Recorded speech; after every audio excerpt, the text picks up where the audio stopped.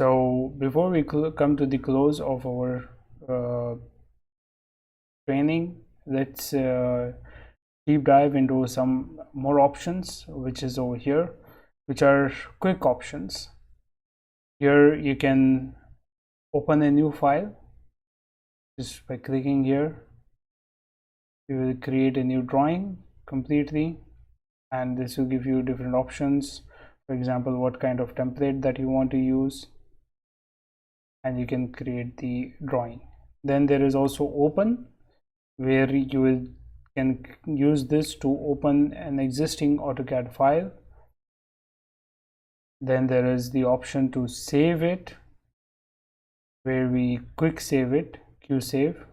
This same can be done with control as well. Actually, all of them you can do that with control N for new file. Same you can do for open. You can also do it with control O. It will do the same thing, control O.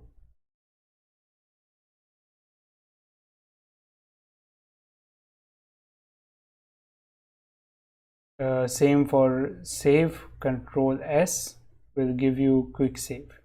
Then the other option is save as.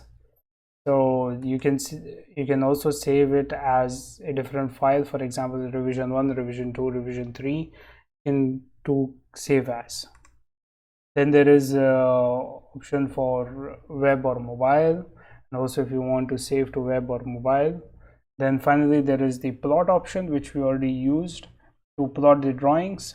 Then there is control U, undo, control Z, redo, same, and then share the drawing or the link to at the current stage to anyone. If you want to share your drawing, you can share it.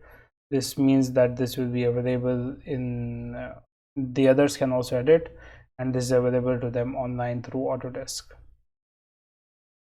Then finally we have something if you want to search, for example, block, help with the details of AutoCAD. You can just click over here and it will pop up a help window for you, and then there are some other details about it.